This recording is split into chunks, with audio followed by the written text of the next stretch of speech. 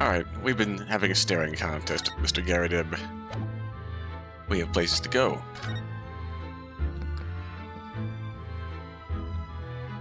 I believe, if memory serves me correctly, we are going to see you here. Because we learned some more about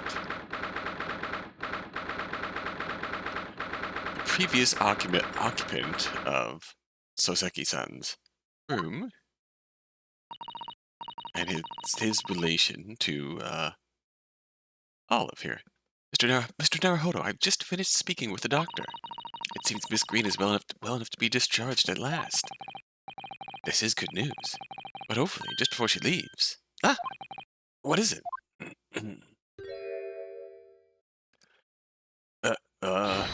Miss Green!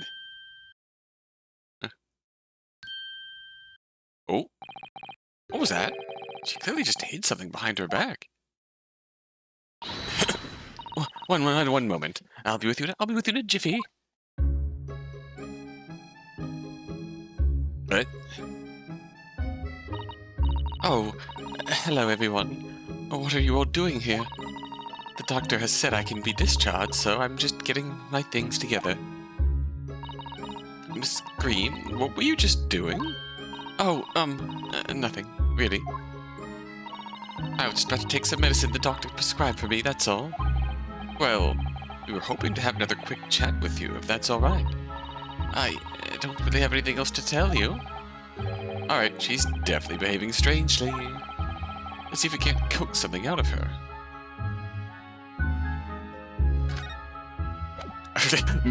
And we just immediately leave.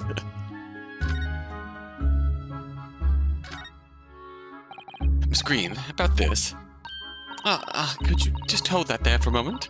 Don't move. Sorry? No, the aesthetics are all wrong. Is it wrong that I feel so thoroughly rejected?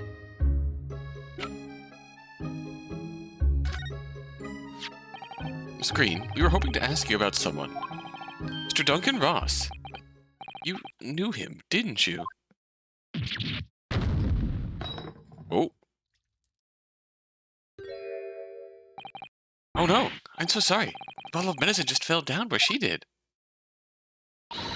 Oh, Miss Green, are you alright?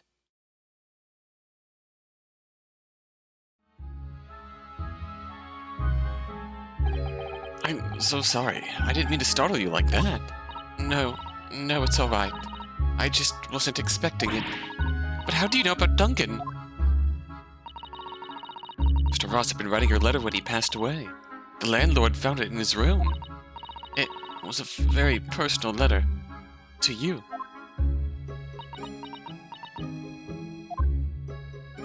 It was at the art school. That's where I met Duncan. A year ago now. He was working to fund his studies. He dreamt of becoming a professional artist one day. Oh, and the two of you became romantically involved? Yes, that's right. We were very much in love. We were engaged to be married, actually. Oh. That's why I decided to move into a cheaper room. To save money for the Oh, no. And that's what led him to Mr. Garridib's. Yes. He told me he'd found the worst but cheapest room at the East End. And then, 1 month ago, that's when it happened. We're so terribly sorry, Miss Green. Well, it's all in the past now, I suppose. Poor Miss Green. She looks so desperately sad. I'm starting to think that's just her look. The old sad puppy aesthetic, but now I see that she has every reason to feel the universe is against her. Honestly, she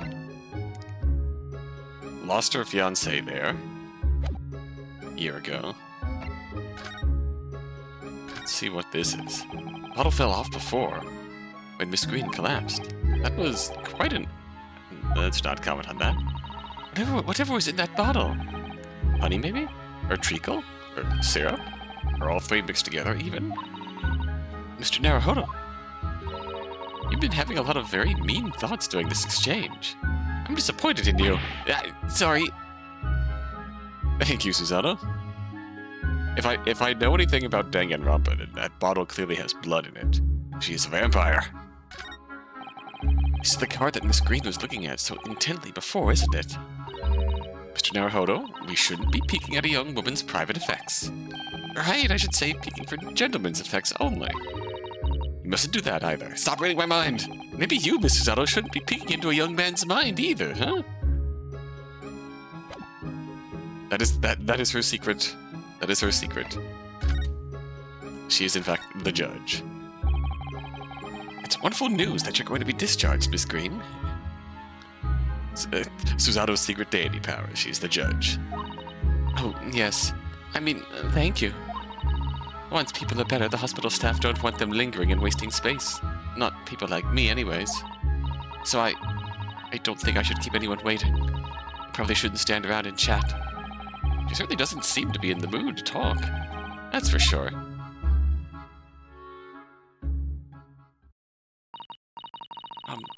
I do hope you won't think I'm being rude, but... Would you mind leaving me in peace now? I have to leave the hospital soon. Oh, I'm so sorry. We didn't mean to hold you up. Of course, we'll be on our way. Mr. Naruhodo! Oh, no. Surely you were not about to leave. That's quite out of the question. What? Mr. Sholmes? I didn't realize you were here. Well, of course I was, my dear fellow. I'm a frequent visitor. Watching intently from the shadows, as always. I am, in fact, a frequent resident. Well, make your presence known next time. I was, in fact, the pillow on the bed to the left. Mr. Sholmes, what's this about? Something which occurs to me with some regularity, Mr. Zato, is this. Why do detectives insist on such an ex post facto modus operandi? Why solve a case after it's happened, instead of preventing a case before it happens? That is what sets a great detective apart. What do you mean? There's a case waiting to happen under our very noses, Mr. Naruhodo. So let us avert disaster. Let us prevent this case from ever happening. With nothing but careful observation. Alright. All the clues you need are set before you. You need only look, and you cannot fail to see. You can do it, Mr. Naruhodo. I know you can.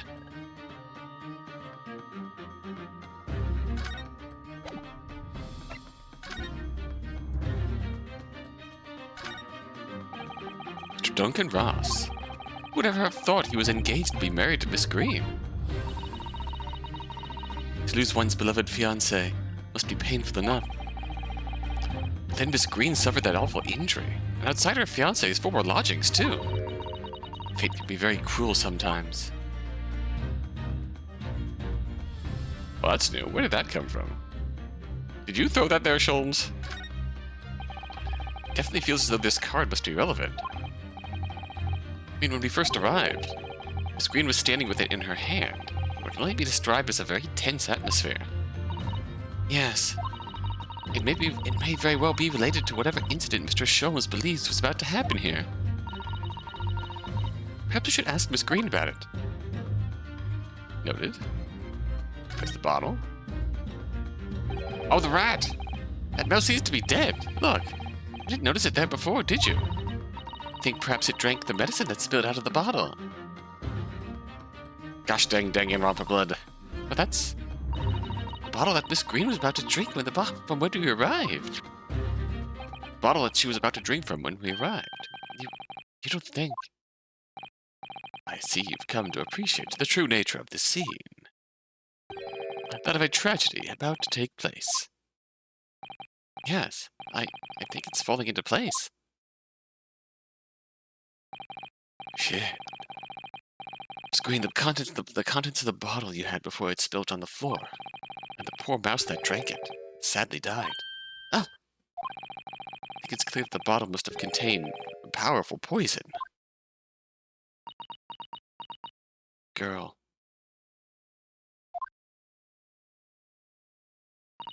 Don't worry. I will attend to the mouse presently.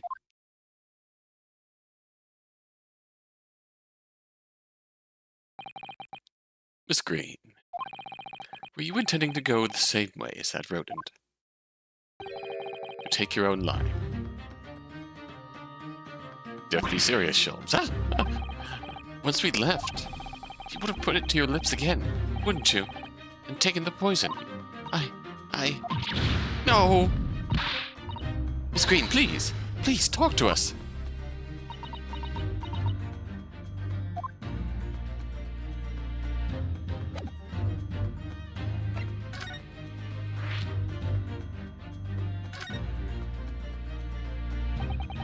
"10 seconds later, and we would have arrived at a very different scene here. In all probability, we would not have enjoyed this most delightful conversation.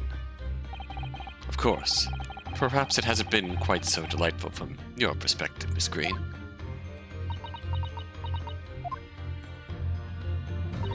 Actually, in a way, now that everything's out in the open, I feel like a weight has been lifted. Tell me, how'd you acquire that medicine?" "Well, with this being a hospital and all, when the doctor comes to examine me in the mornings, he always leaves the medicine cabinet open for a while. So I snuck this out when he wasn't looking." "Ah yes, a natural thing to keep in a, medicine cabinet. Conspicuously lacks a label. I wonder what it contains." "I'm afraid I don't really know. But I thought, if I drank it, it might just stop the pain somehow." "Shit. Oh, please, Miss Green, don't talk of such things." "Well, it seems clear now that it contains poison. Yes, that poor little mouse is proof of that." Like, anything a doctor might keep around. Locked in a cabinet. Banking on the fact that anything that a doctor might keep locked in the cabinet, when ingested at a high enough quantity, would end things. And it just so happens that what she picked was a powerful poison. "Oh no. Oh, it's all my fault. What have I done? Oh God. Girl. I shall remove this to my office, Miss Green. I take it you have no objection." "No, none."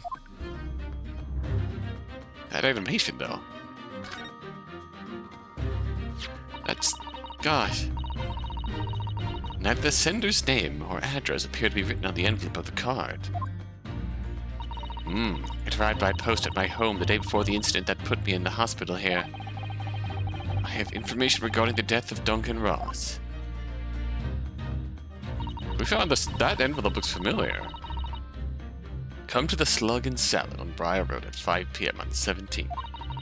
Don't tell anybody else about this letter or the meeting. It is a matter of utmost importance.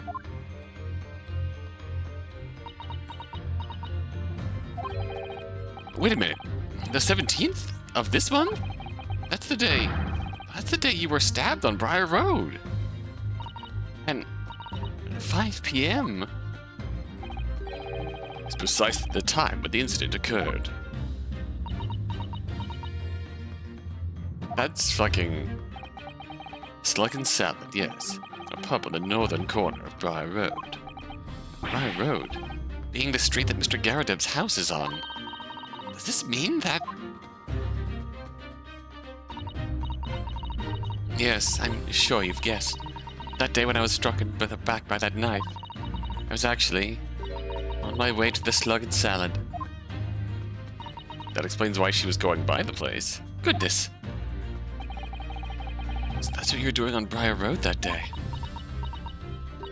I'm sorry I didn't say anything before. Girl, please. Anyone in this case, you've done the least to apologize over. I feel the worst for you. I'm just... shit. I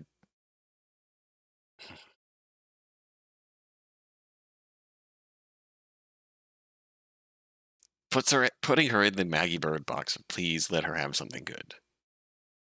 I think I really will have to ask you to excuse me now. I've told you everything. Yes, I'm very sorry to have had to drag up such painful memories for you. No, it's fine. Miss Green, please, promise us you won't try to do anything like that again. Yes, don't worry. Your detective friend has the bottle now anyways. And besides, I've been stabbed in the back and had a close shave with a bottle of poison, and I'm still here. I think I'm destined to see things through to the end.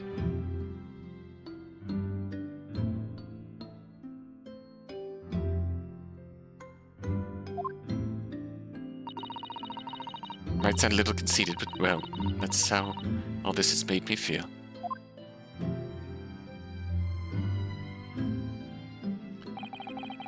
Leaving Miss Green and St. Bartholomew's behind, made our way back to Baker Street with Mr. Sholmes.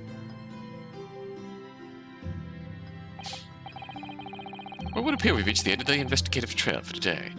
And what an end that was. Why? Poor Miss Green.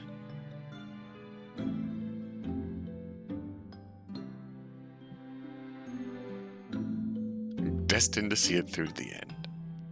But how good or bad it gets.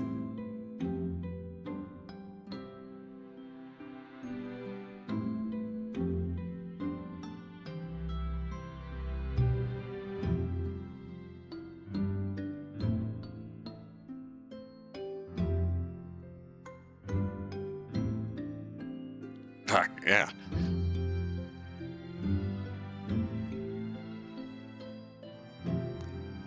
Take this from someone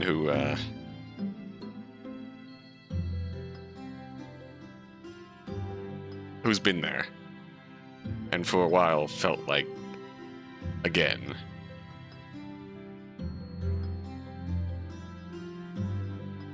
it was a failure for not actually going through with it.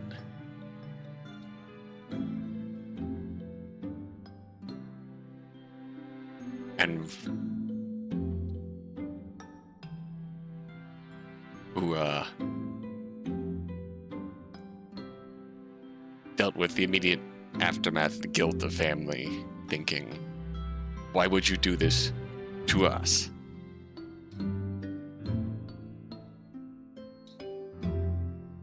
And who still somehow managed to pull through that and turn out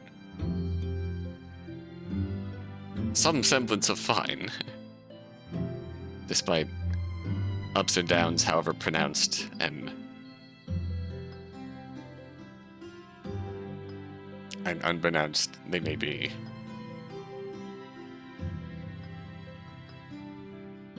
There's always a chance. There's always something waiting for you on the other side. It's hard to see, but think about it. You're destined to make it through this, no matter how hard it gets. Yes, it's late. And, Mr. Naruhodo, did you discover anything that may be of use to you in court tomorrow, do you think? Details about Mr. Shamspeare, Mr. Garrett's lodgings, the convict Selden. There are many facets to this case, and we are yet to see to the heart of it, if you ask me. That's my feeling, anyway. I can't help but wondering about the results of the analysis. Into Mr. Natsume's tea, you mean? Yes. Will they have found strychnine in it or not? Well, I fear that either way. It will be hard to escape the grip of our friend, Mr. Reaper. Oh dear. Yeah, Baroque van Zieks. I wish you every success, of course, and though I was late to rise this morning. Tomorrow will be a new dawn. I intend to spring from my bed at a crisp hour and attend the trial. Mr. Sholmes, you're going to come? Indeed. Whatever happens, I shall be there, assuming my eyelids cooperate in the morning. That's a mood. Well, I think we've done all we can. All that's left is to remain focused and keep fighting for Mr. Natsume's cause until the very end. This is going to be a hell of an interesting trial. London, the world's most prosperous city, home to some 6 million people. And away from the razzle-dazzle, down back alleys and behind bricked-up windows, the lonely learn. Joseki-san had battled long and hard with loneliness during his many months here, and so I felt honor-bound to battle equally hard for my compatriot, to lift the curse that gripped him. As Mr. Sholmes said, tomorrow would be a new dawn, For all of us.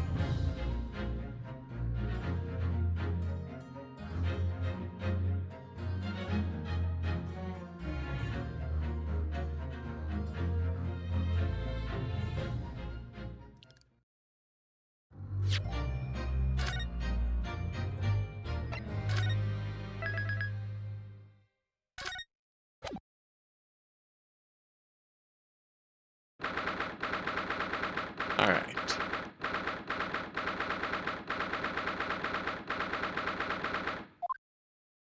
Ah. Hi.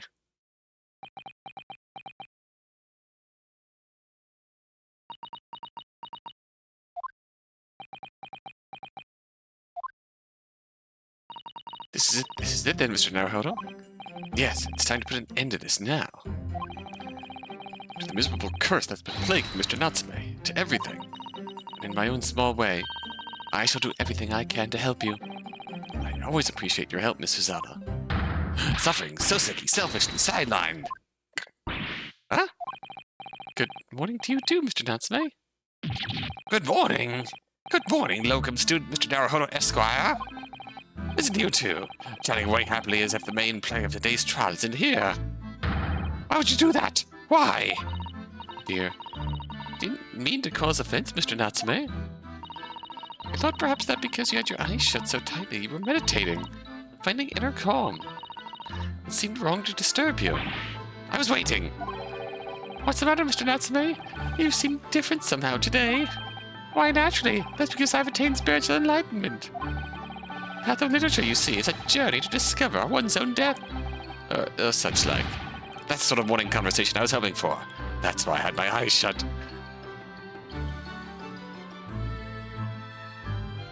So Seki just casually being the friend to be silently gruntled and who doesn't actually talk about it and just gets mad when no one asks them about it, but they don't bring it up.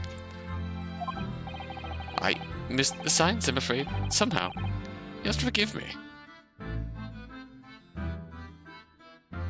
In case you do ever do that and get mad because no one actually notices, it's... people are fallible.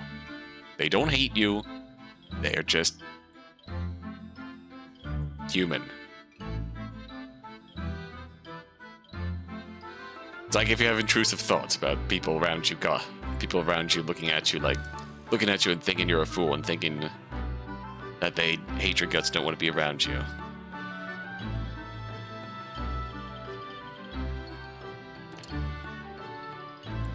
Sometimes people don't realize how they come off. Sometimes people don't notice the little things that might be bothering you. People are fallible, and the nonverbal stuff doesn't always click, so just... Give them the benefit of the doubt. Stop bullying yourself. Your internal judge of character is your biggest bully. Smack them on the head. And you mustn't talk of your path leading to your death, Mr. Natsume. That was just an example. Oh, yes, there it is. Inner calm. You barely came to see me at all yesterday. I'm sure you'd abandoned me and returned to our beautiful long-lost homeland. We've not even been in Great Britain a week yet. Yes, well, anyway. I intend to set everything straight in court today. I'm determined to uncover the truth. I've actually reached an important decision myself. Oh? What sort of decision? I shall fill you in after the trial. Alright. We better win then, or else it all becomes moot. It would seem Mr. Sholmes isn't coming today after all. It's a very clever message, I think. My dear fellows, just win the battle on your own merits. It's a very clear message, I think, that he's overslept again. The great detective. My arch nemesis. Long may he stay away, if you ask me.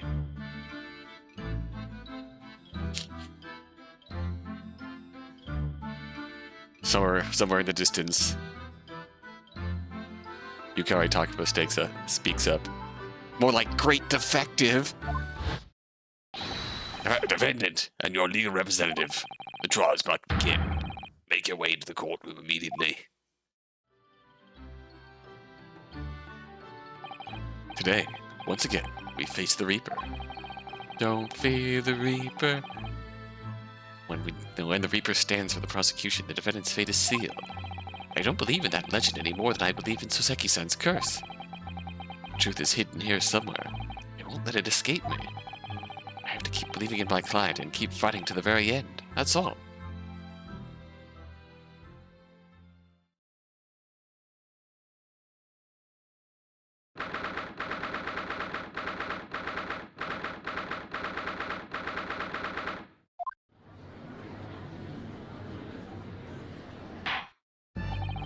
In the name of Her Majesty the Queen, I hereby declare this court to be in session.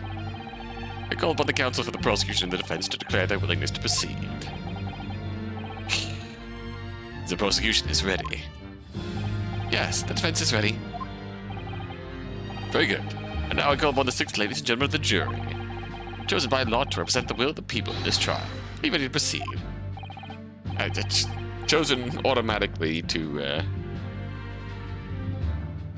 serve to represent the people in this sequel trial. Absolutely. Justice will be done, you mark my words. I feel obligated to say I feel especially ruthless on days when my hat is sitting just right. Oh, well, I wonder if you could adjust my hat for me.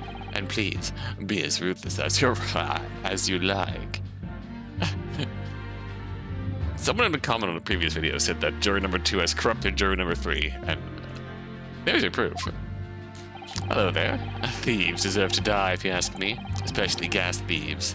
I have no sympathy for the man at all. Ma'am, he is not on trial here. Look, I said it yesterday and I'll say it again now. Don't have time for this. I've got my own problems. Oh, may the Lord some show us all the light here and lead his flock to a righteous verdict again today. Juror 6 has discovered Jesus. Now, Lord Van Zieks, what can you tell us? The prosecution's report, please, for the court. In relation to the theory expounded by the defense yesterday, according to the defendant's T. So he does have the results. Oh, chalice time. Before the prosecution delivers the black news about the black tea belonging to the blackguard in the dock. Pray, allow me a moment to savor a liquid of a more sanguine hue. In fact, I'll defer to the good detective for the report. Aye, here's to you, Inspector.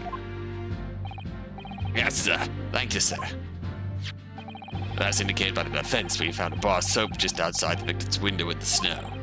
There was indeed a frozen reddish liquid in a little depression on the top of it. Yes, that's the tea. That's what Mr. Natsume brought with him that night. Well, the brains of the yard analyzed it, and yes, you're right. It was tea. Strychnine, and there wasn't a trace of strychnine or any other toxic substance in it. No poison at all. In other words, the tea that the defendant brought with him to the victim's room is innocent. It's in the clear. Oh, see, the tea is not guilty. Very good. What a revelation! As I suspected. Smack. This makes it quite clear. The defendant, Mr. Soseki Natsume, is blamed. My learned friend is jumping to conclusions again. Typical Nipponese reaction. Dude. What? Ah yes, that's uniquely Japanese. Yes, it's true, no poison was found in the few drops of liquid recovered from the soap on the window ledge. But, what logic is that? We should take a drop from the Thames and conclude that the water in the ocean isn't salty. My word! The water in the ocean is extremely salty, Counsel. Bang. 1 chalice, exactly. Unfit for drinking. Just as the victim's tea was the night in question, as the court already heard. Bitter was the precise word used from the lips of Mr. William Shamspeare, whom the prosecution now calls back to the stand. Eh? Very well, I will uphold the prosecution's request. Mr. Shamspeare. Yes, it sounds like we're going to have another confrontation with our theatrical friend. Bailiff, show Mr. Shamspeare to the stand. What does this...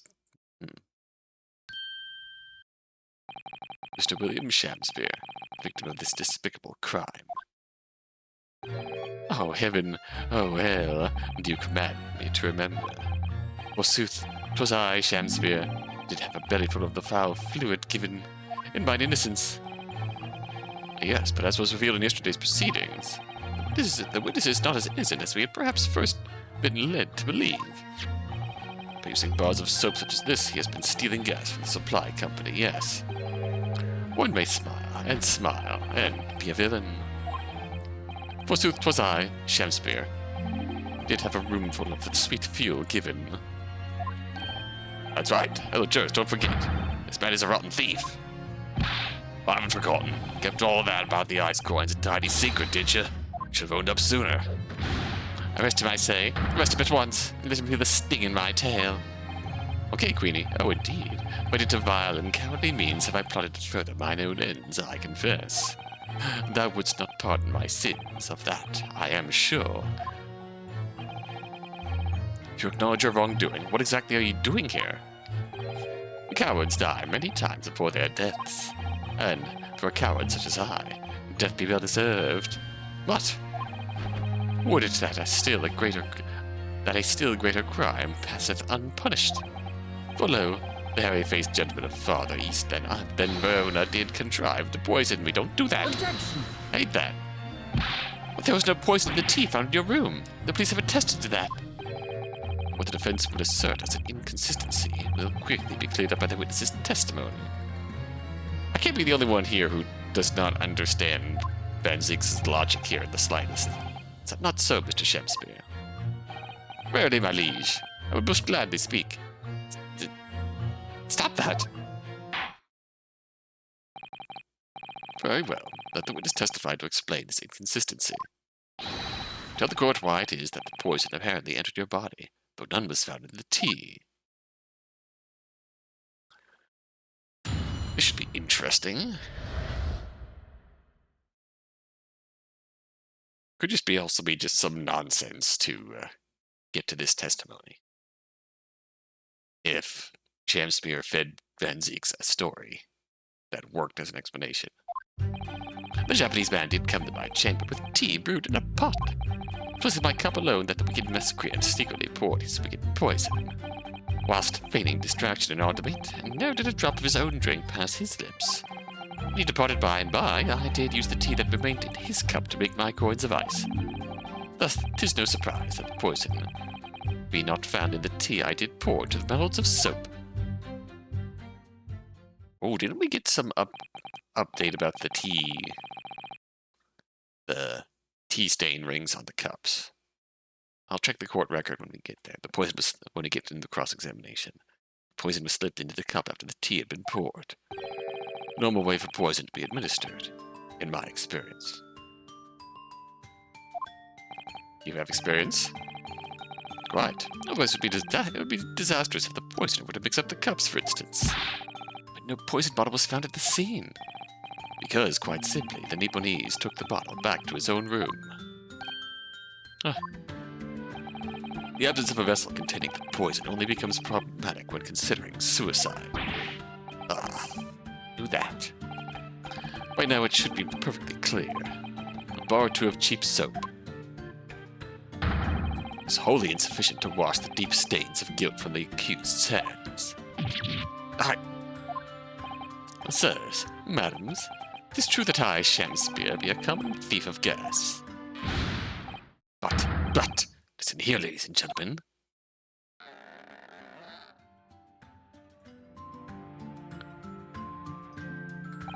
Wherefore would I lie? Verily, I have no cause. I have naught to lose. Well, don't do it. I do declare. So we're at 4-2 innocent right now. Thank you for your testimony, witness. Counsel, proceed with the cross-examination. Yes, my lord. We could probably jump right to the answer here, because I think I've got it.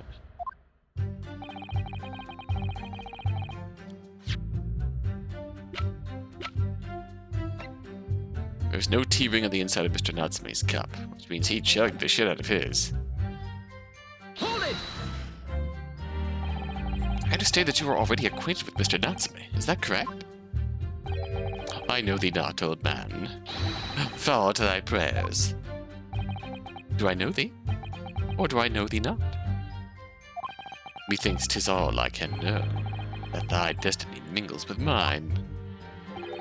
You lost me at the first thee. Zounds, sir, thou must learn the English tongue afore thou turns thy hand to lawyering. I did, but I must have missed the archaic Elizabethan lecture. Don't give me that face. Verily, in truth, 'twas a fine flavored brew, though a drop of poison did bob its sweetness, as the thorn doth bob the sweet rose. That, dear friends, be the simple truth.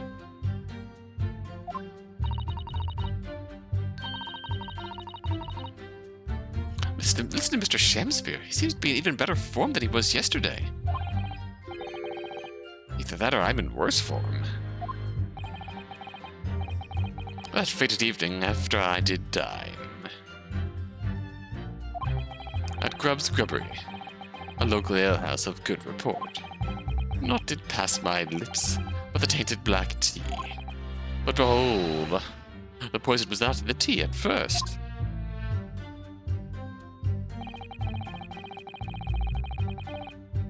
Okay, well, given that, this explanation actually does make sense. Are you saying that you saw the moment when the poison was added to your tea? To have witnessed the act, and then drank the tea. Thou dost describe the actions of a fool. Quite so, quite so. But no one likes going thirsty, do they? Sooner would I die quenched than parched. Would I have the choice? Actually, on the night in question, the water main was frozen, I believe, wasn't it?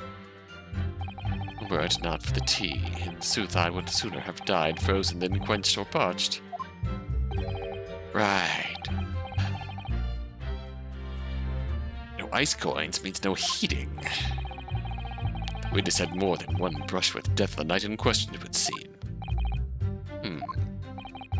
Remind the court, Mr. Shamspeare, as to whether the accused drank any of the tea which he brought with him.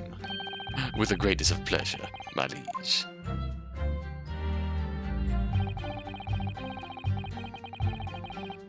Hold it! But the tea that Mr. Natsume drank from was found completely empty at the scene. Let's not forget the defendant's maxim. Drink tea while it's hot.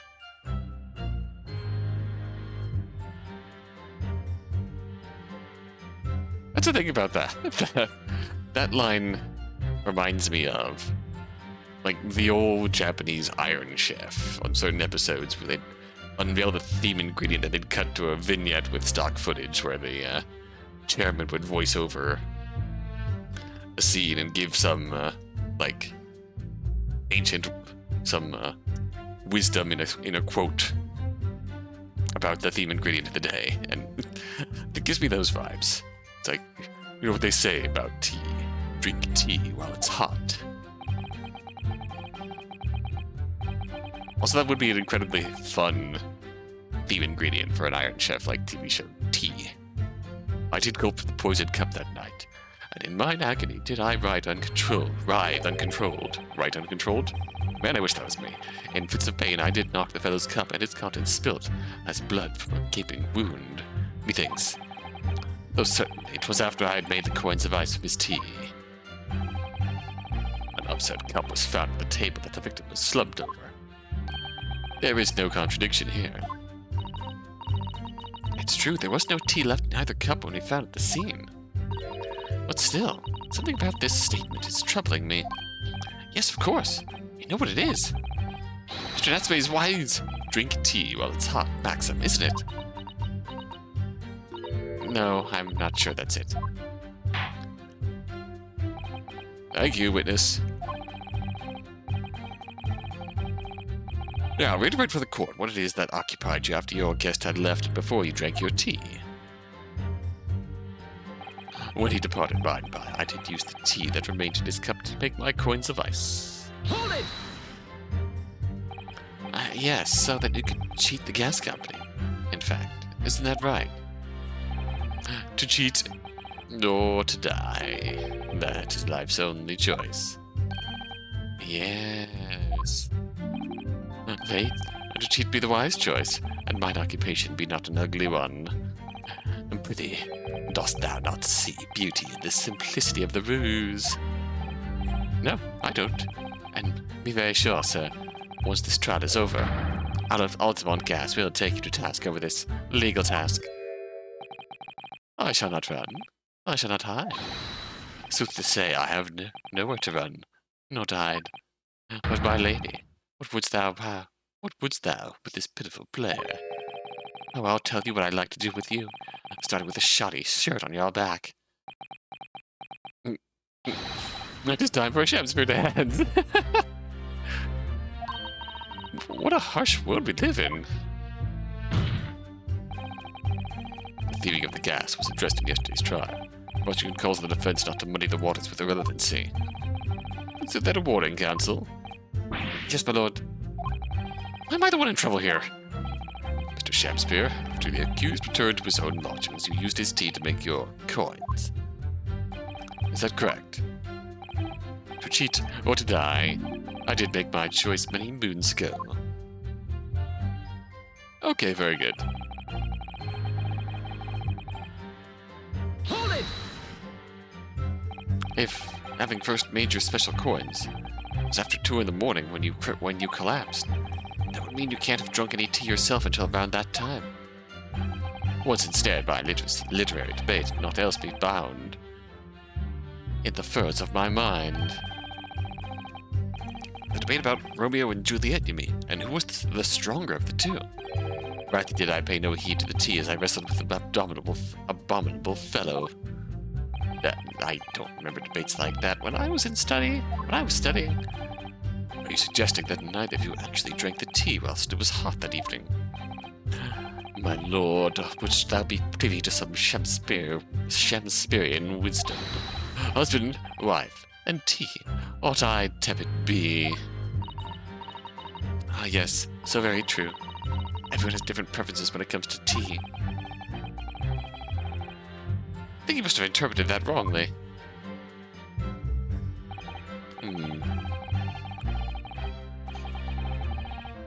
So it's been proven that there was no poison in Soseki-san's tea. That should be highly in our favor. But the atmosphere in this courtroom today... It feels as though everybody is against us, Mr. Naruhodo. It must be the Reaper's poison. I'm afraid that if we don't find a significant flaw in this testimony somewhere, the jury will pounce and find Mr. Natsume guilty. It really feels like we've jumped into the fire here. Alright. I had to drop a point, so... Hold it! Oh shit, I didn't mean to do that. That's the wrong button.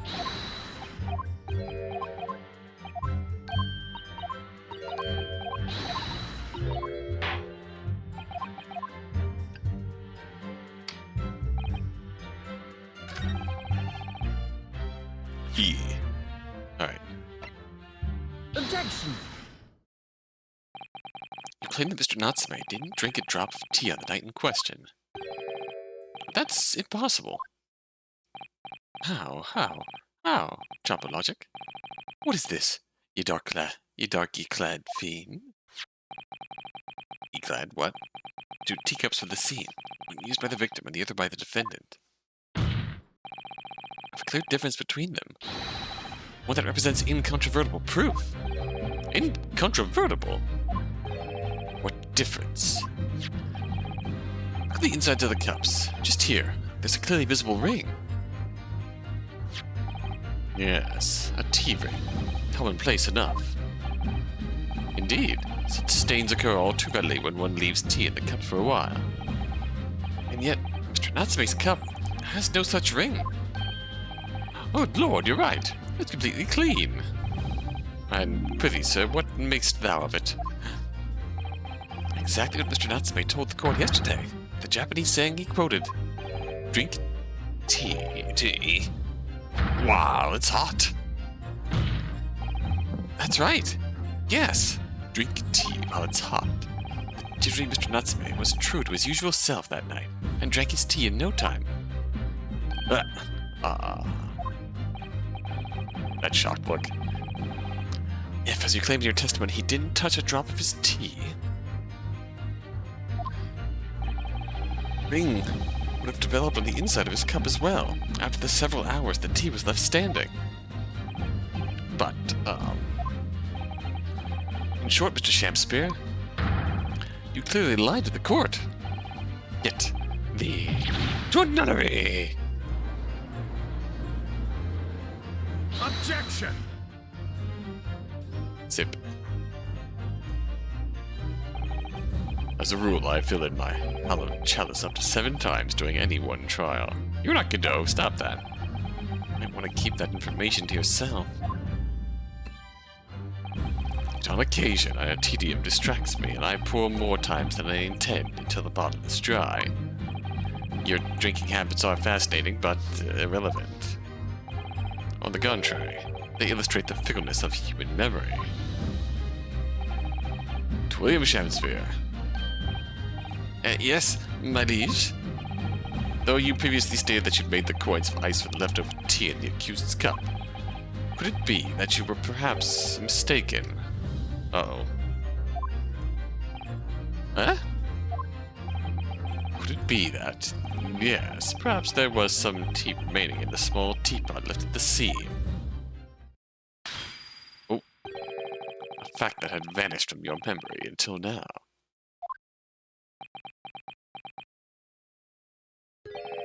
Faith, my liege, thou art a magician.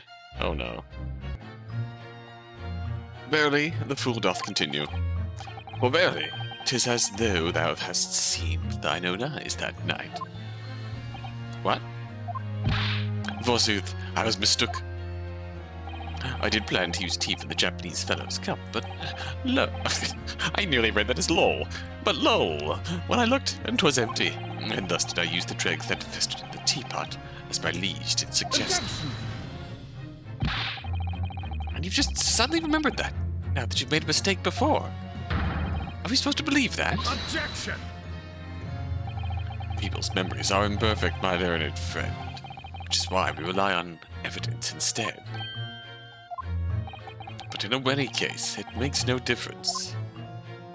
The victim's most recent testimony tells us 2 things of note.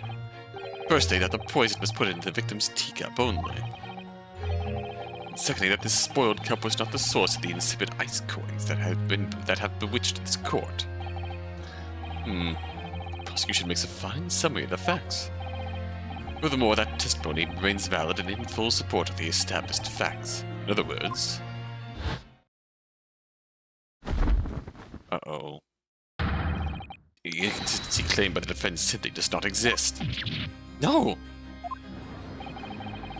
What does this mean, then? I do declare. It means there's no issue with the gas thief's testimony. Well, the bit about the thieving gas, obviously. My lords and ladies, gentlemen of the jury, I do solemnly swear, after I did dine at Grubb's Grubbery Ale House that night, naught did pass my lips, but the black tea giveth me by the Japanese, whose back be stooped as low as death. And on what did you dine, sir? Why, I did partake of my favourites. A broth as would be called soup, and a leaf as would be called salad. As insalubrious a menu as the establishment where it was served. But you gods will give us some faults to make us men. Willingly would I suffer what punishment is seen fit for serve a wicked thief of gas. But I pray ye wise and noble fellows, never forget the simple truth. That be one thing, and this be another. Roland, Library of Ruina? That's that, and this is this? He's right, but until we can disprove this, we've got nothing. Jurors all, your humble servant Shakespeare doth entreat you, punish the Japanese fellow for his sins. My lord! If I may speak, my lord. Well, here we go. Yes, Mr. Foreman? I believe you may have been duped by that rotten defense lawyer. Oh shit, here we go again. By me! I do declare you may be right. We all know the wife there must make him go into ice to keep himself warm. But this lawyer lad says if he's stealing gas, he deserves a dose of poison, eh? When did I say that? Been leading us up the garden path, that's what he's been doing. I really never said anything like that. What we just heard from the victim there has opened our eyes again. We've reached a decision this time. We won't be swayed from it. Alright, very good. This is like the 4th or 5th time. Over 2 trials. The court acknowledges the position of the jury foreman, and I will duly hear the jury's findings. What? No! You can't yet! Ladies and gentlemen of the jury, you will state your decisions now. Guilty! Alright. Guilty. Guilty. Guilty.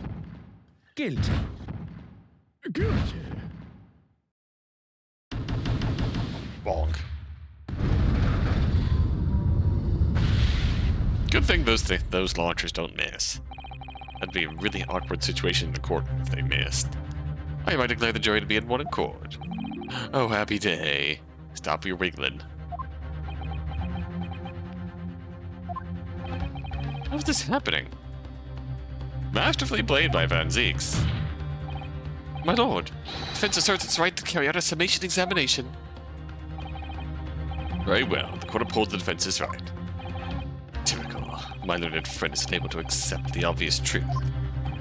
This trial will therefore enter its second summation examination immediately. Jurors, the court calls upon each of you. State the grounds upon which you find the defendant guilty of the crime of which he is charged.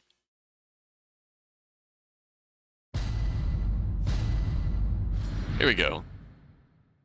The juror's contention.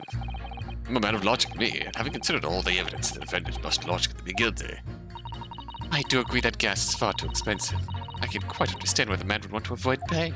But that stuff explodes and it can poison you. It's absolutely lethal, gas is. Gas doesn't come for free. It costs a fortune to deliver it around the city and maintain the pipes. Truth be told, the team my wife serves up for me is a little sketchy at times. If nothing else passed the victim's lips that night, there's nothing other explanation, is there? That's a very specific wording that they are harping on here. Curious. I do feel that perhaps personal opinion about gas and its supply had influenced the decision somewhat. But never mind. Oh no, you really should mind. The truth is, our counter-argument wasn't as unassailable as we'd hoped. Mr. Shamspeare was poisoned. There can be no doubt of that. And how are we supposed to turn this around? I think we need to establish the method by which Mr. Shamspeare was actually poisoned. Our only hope is to demonstrate that to the court, incontrovertibly. But that's surely almost impossible at this stage. If we don't manage it, though, Mr. Natsume will be found guilty. No delays, counsel. Proceed with the summation examination.